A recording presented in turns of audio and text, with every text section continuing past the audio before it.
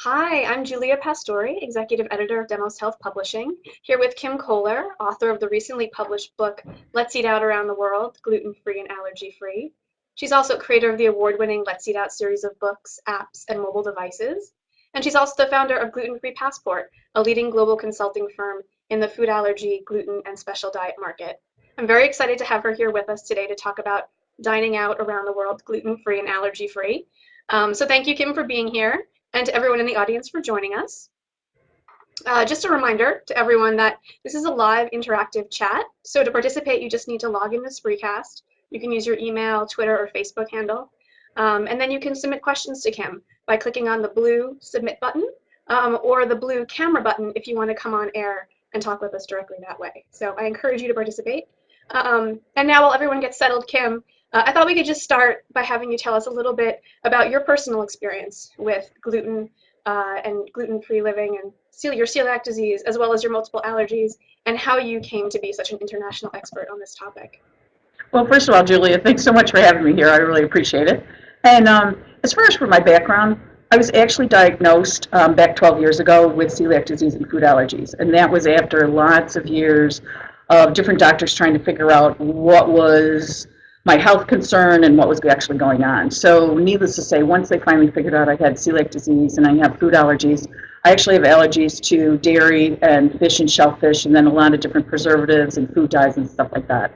So at the time, I was actually traveling about 90% of the time. I was a partner at Accenture, and I was doing international business consulting. And there really wasn't anything out there to tell you how to eat out and travel. There was really more cookbooks and how to cook inside the home rather than outside. So needless to say, I did lots of years of research and realized how valuable the information was for people around the world and wanted to help people out in order to eat out and travel. And so we ended up writing the book series. That's fantastic. Well, Kim, earlier this week, we had asked many of your social media followers to submit some questions for us today while people on the Spreecast get their questions ready. So why don't I dive into a few of those That while sounds everyone great. else gets organized? Okay, great. So here's the first one. Um, Generally, how safe is it to eat out if you have celiac disease or food allergies? Well, you know what? That's an excellent question. That really depends as far as on the person's comfort level and their level of knowledge. And when I say the comfort level, a lot of times when people are first diagnosed, I know when I was first diagnosed, they gave me a piece of paper and said, go eat gluten-free. And I'm like, okay, what's gluten? Where do I find it? And so that's where the education and the knowledge comes in. So it really goes to how comfortable does the person feel and how do they understand as far as for ingredients in food preparation. For example, if you go into a restaurant and say, I'm gluten-free, is this chicken gluten-free? They're going to say, well, of course chicken's gluten-free, it's chicken. But if you say, is the chicken flour dusted, all of a sudden you're talking in restaurant terms, but that requires a bit of knowledge. It also depends as far as on the type of restaurant, because some restaurants that they have a higher level of education, they do more training with their staff rather than some other ones. So it's I would say if you have the education and the knowledge and that you understand food preparation and ingredients, that it is much easier than if you're just relying on what the restaurant staff is going to tell you. Now, are there some chain restaurants that have dedicated gluten-free menus, and are they safe to follow without asking any questions, or what is your advice in those situations? Well, that's an excellent question as well. As far as from restaurant chain perspective, now there's a number of food chain or restaurant chains that have gluten-free menus, and they have dedicated gluten-free menus. The first one actually was P.F. Chang's, and P.F. Chang's had their dedicated gluten-free menu back. Oh, let me see, that was back in like 2005, I believe. Now, the thing about gluten-free menus, and a lot of people think, oh, well, if it's gluten-free, if they have a gluten-free menu, then it's always, always safe. What I say is that what you need to do is that you could still order from the gluten-free menu, but again, you need to make sure that they understand that it's gluten-free, and they also need to take a look at what dish they're getting. And it's just like if you're ordering decaf coffee. If I order decaf coffee and then they bring it to me and I say, is this decaf? Then they confirm it. When they bring it to me, I say, okay, is this my gluten-free meal? Does this, are you sure that this doesn't have flour? Are you sure that this doesn't have, you know, breading on it, whatever. I mean, sometimes with the salad you could tell like croutons and breadsticks, but people still need to confirm it, regardless of if they're in a restaurant that has a gluten-free menu. That's great advice. Okay, here's another question about travel. She asks, I'm going to be traveling soon and want to take some safe foods with me. Could you please give me an idea of the kind of snacks you carry with you and the brands? As far as from a snack perspective, it really depends on the length of the trip. And like, so if you're going to be going by car versus like if I'm flying, the snacks that I bring if I'm flying from Chicago to New York, for example, for a 2-hour flight, that's going to be obviously a lot less than if I'm flying from Chicago to London or Chicago to Sydney, or if I'm going on a 5-hour road trip. So the first thing you need to figure out is that you need to figure out, what the length of your travel, and if you're flying, to make sure that you're not just bringing a meal to handle the 2-hour flight to New York, but I always recommend that they bring an extra quote meal or snack that would tide them over in the event that they're delayed. So instead of just bringing, like a lot of times with snacks, I'll bring protein bars, so that if you think about it, it's like really protein, carbohydrates, and fats, right? So that I bring something that has protein in it, and sometimes I'll bring a protein bar, which is obviously doesn't require any preparation. And we have a lot of different like snack ideas listed in our book.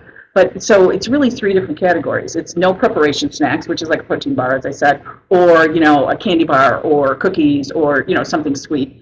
You could do protein mix, which obviously requires milk or water, or hot water, which is like oatmeal if you wanted something hot.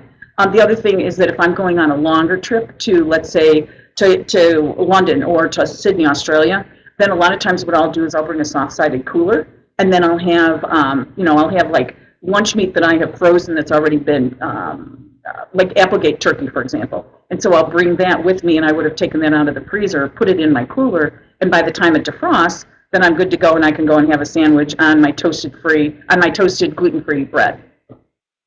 That's a great idea. Um, let's take a question from Steve T. He says, my daughter is traveling to Spain next month to study abroad. Any advice for eating out and communicating her gluten and peanut allergies? Well, the first thing I always say is if anyone's going to a foreign-speaking country, what they need to do is that they need to bring their language cards. So if because of his daughter having allergy to peanuts, that she'd want to bring a translation card that has peanuts translated into the Spanish language. So it would say I have food allergies, or I have anaphylaxis. I'm allergic to peanuts. I cannot have peanut oil. I cannot have this. And so to make sure that they have those cards. We actually, and this is really just to encourage people to travel, is that, and because international travel has always been part of something I've loved, is that we have free translation cards on our website on glutenfreepassport.com. So I would go and I would download those cards, first of all. The other thing that we also have is that we have a multilingual phrase passport that has a lot of different phrases in it. The third thing I would do is that I would also go, and a lot of the food allergy associations, as well as the celiac organizations, that they have a lot of resources on their website. So what we also have on our website is that we have links. So I would go to the Spanish Food Allergy Association, take a look at that, and depending upon if they're looking for specific items that are, like if they're looking for like gluten-free bread or whatever, that it would be listed under their restaurants. Now, their website may be only in Spanish, but you'd be able to use Google Translate. The other thing, too, to also remember that I think people forget about is that a lot of times, like if you're going to Spain, you think I'm only going to be eating Spanish food. Or if I'm going to France, I'm only going to be eating French food or Italian food. Well, it doesn't, I mean, if I'm in France, sometimes I eat Italian food, sometimes I eat Indian food, sometimes I eat Thai. And so, again, really understanding the ingredients in food preparation, which goes back to, obviously, why we wrote our book and the cuisines. So in that way, then when they're traveling to Spain or to another country, you feel comfortable so that you know specific restaurants, but then you can go into other restaurants and know like what questions to ask based upon those menu items. The other thing that what we had done with the book, and this was specific for international travel, is that when we wrote the book, we have like about 30 to 40 different menu items for each cuisine. We had different reviewers from around the world review our information. So when we did our French chapter, for example, we had someone from France review it. We had someone from the U.S. review it. We had someone from another country. And so then that way, then we really made sure that it was international so that they feel comfortable when they're going to Spain or another country. Great. Are there some cuisines that you found easier to eat out internationally with gluten for your allergies than others? You know, that's a very interesting question, and I think that it's really dependent upon what your allergy or your food concern is. For example, if you're just gluten-free, you know, that Thai food, there's not a lot of gluten in Thai food typically. There's not a lot of gluten in Indian food typically. However, because I'm gluten-free and I'm allergic to fish and I'm allergic to dairy, both Thai, a lot of their dishes are made with fish sauce. So even though from a gluten-free perspective, Thai would be great, for me, it's really difficult because, as I said, almost everything's made with fish sauce. Versus like an Indian, there's not a lot of gluten in Indian cuisine. However, there's a lot of dairy from raita. So it just kind of depends as far as for the multiple allergies. A lot of times people think about French and Italian as being very hard to eat gluten free. But again, it goes back to understanding the ingredients in food preparation, because those are my two favorite. Those are my two favorite types of restaurants that I go to. Um, However, what I always tell people is that if you have a child that's allergic to peanuts or nuts, you know, the two cuisines that are very difficult, even though they may or may not be in the dishes, are Chinese and Thai, because there's a lot of nuts in the cuisine, and or if it's not in the dish, that it's actually as a garnish. And so a lot of times people don't even think about, you know, when you ask about that, you need to ask as far as about the garnish, and that you can. There's a lot of nuts in the air as well. So again, I know people that do have peanut allergies and that they go to their favorite Chinese restaurant, but they've made sure that those folks are very very trained on what they can and can't eat. So. Sure. Well, it's funny that you mention Italian and French because I think so many people really love those two cuisines, and I Hmm. think especially Italian, if you're gluten free, you maybe immediately think, oh no, I can't have, pasta or pizza anymore. It may be really Right. difficult. Are there some dishes in those cuisines that are pretty safe to eat? Or are there any tips or advice you could give for people who still want to enjoy Italian and French? Yeah, you know, if going back to your example as far as for Italian, let's say you go to an Italian restaurant that doesn't have gluten-free pasta. You know, what I typically have like a couple go-to dishes when I go to an Italian restaurant. You know, I love salad, so you know, like the what's called ensalada mista, which is a typical Italian salad. They typically do not have croutons or breadsticks in them. However, I always make sure, you know, that they don't. I'm check as far as for like what type of dressing there is. Typically, like I love beef carpaccio, and so you know, beef carpaccio should not have any gluten in it. However, every once in a while, that I found that they come and they want to try and be fancy, and they bring like this puff pastry, and I'm like, it's carpaccio. What are you bringing this for? You know. Right. So salads, soups are pretty hard. You know, I found this one Italian restaurant by me that I can go and eat their minestrone. At lunch because they don't put the pasta in until dinner time. But if I go for dinner, I can't have their minestrone soup. But everything else is good there. As far as for an entree, the entrees that are the easiest in Italian are really like if you think about like veal limone or chicken limone that has, you know, that it has a lighter sauce. However, for those, they need to make sure that there's no flour dusting on the chicken or the veal. And a lot of times in like a lot of the Italian restaurants, that it'll be made to order for the sauce. So in that way, they just make the sauce without any flour, without any roux.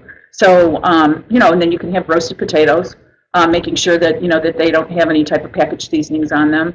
The veggies in Italian restaurants are typically all great, unless, you know, you just have to make sure they don't, every once in a while they'll try and put breadcrumbs on there. But yeah, so those are a couple dishes that are, as long as you, as I said, as long as you ask the right questions, you know, then those would be safe for people that are going to Italian restaurants. Great, thank you. Now we have a question from Kate Barony. Mhm. I just found out I'm allergic to corn. Is that in a lot of dishes? I eat out a lot because of my job, restaurants and fast food, so want to make sure I don't eat any corn on accident. Corn is a tough one. It was funny because not funny, haha. But when we were writing our book, I obviously am allergic to, you know, gluten and dairy, and then fish and shellfish. Well, then my nephew found out that he was allergic to gluten, dairy, and soy, and egg. So I'm like, okay, I'm writing this book. We may as well do the top 8 allergens, which is I had planned on anyway. And then of course adding gluten. Well, then a really good friend of mine found out she was allergic to corn. So that's the reason why we put corn into our book. The reason I said the corn's a difficult one is that corn is obviously hidden in a lot of things. I mean, not only from vegetable oils, but you know, even from something that people wouldn't think of, like, and I never even heard of xanthan gum, but xanthan gum makes like bread elastic, for example. Like for gluten-free breads, there's a lot of xanthan gum. There's corn in xanthan gum. So, and then with the high fructose corn syrup. So we do have corn identified in our book. What I would recommend is like taking a look at those ingredients and the food preparation to make sure that they're going to be avoiding that. Unfortunately, from a fast food perspective for corn, the fast food chains currently do not list corn because it's not included as one of the top 8 allergens right now. Here's another question about travel, actually. I have a 9-year-old child with a nut allergy and decided to take my family with me to Stockholm later this summer. I regularly travel there for work. Do you have any thoughts on allergy awareness in Stockholm and how we might prepare to manage our concerns?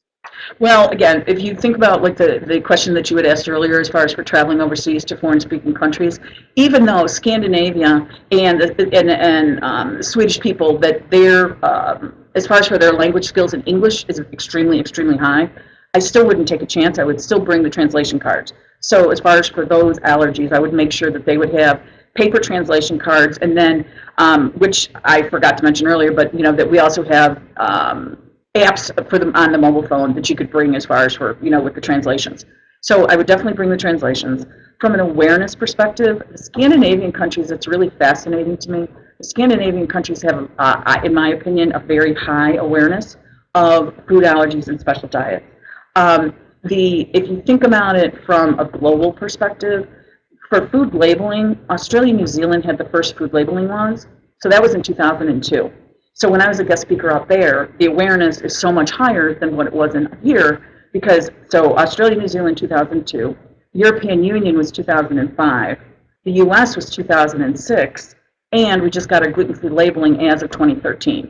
So the reason I bring that up is if you think about it from regulation and from government, and if you think about it from, there's a lot of research, especially on the celiac side, that's been done up in Norway and Finland.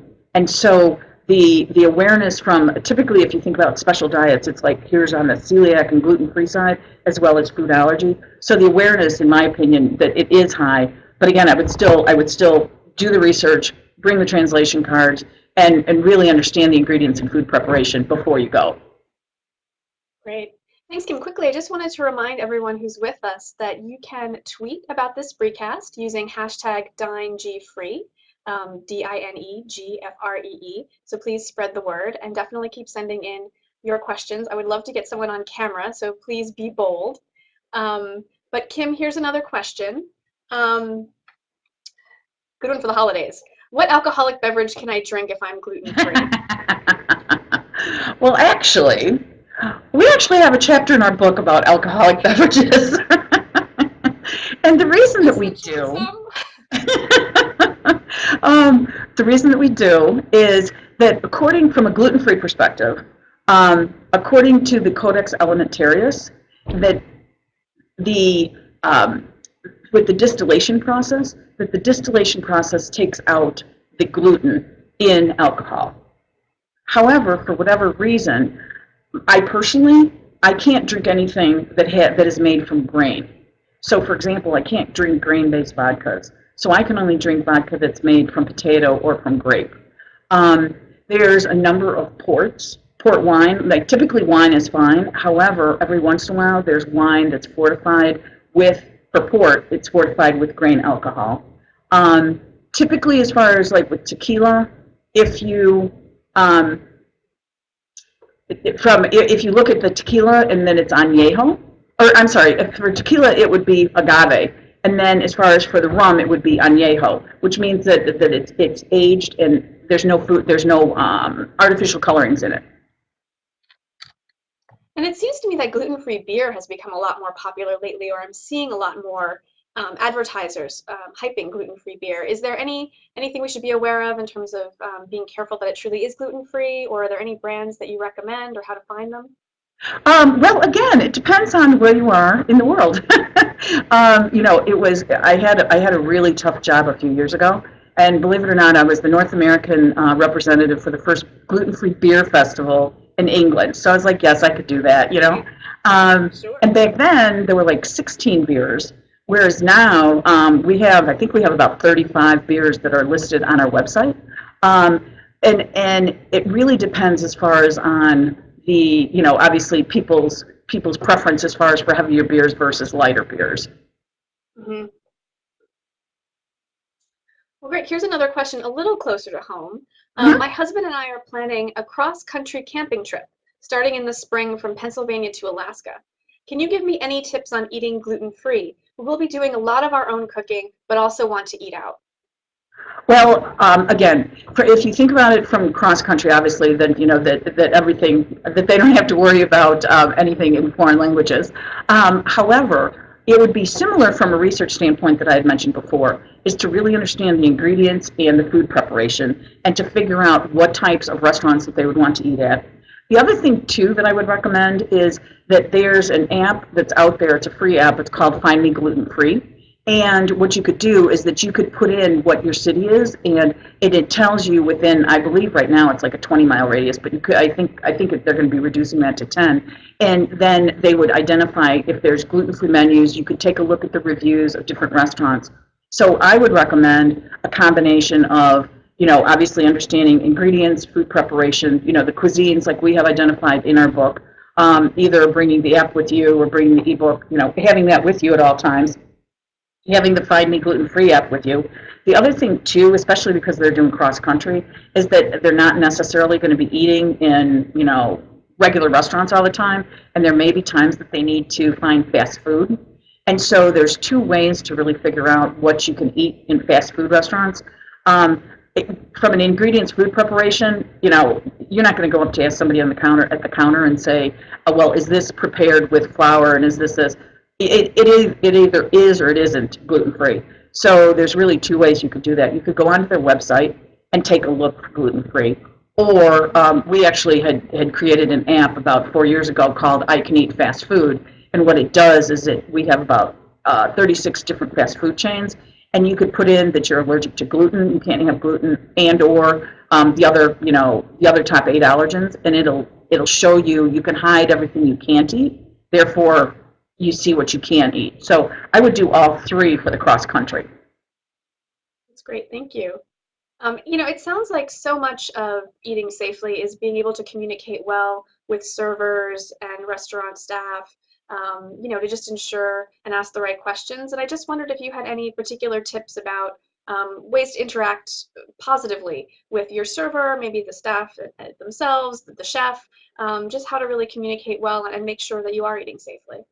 Oh, you know what, Julie? That's an excellent point, because it really is all in the communication. I had alluded to it before as far as about saying, is this gluten free? The first thing that I recommend, and the first thing that I do when I go into a restaurant, is that I let the waiter know that I say, and instead of saying I'm celiac, because most people still don't understand what celiac is, I say I'm allergic to gluten and wheat, so therefore I can't have any bread, I can't have any flour, and I'm allergic to dairy, so I can't have any milk and I can't have any butter. I don't get into fish, shellfish. I don't get into any of that.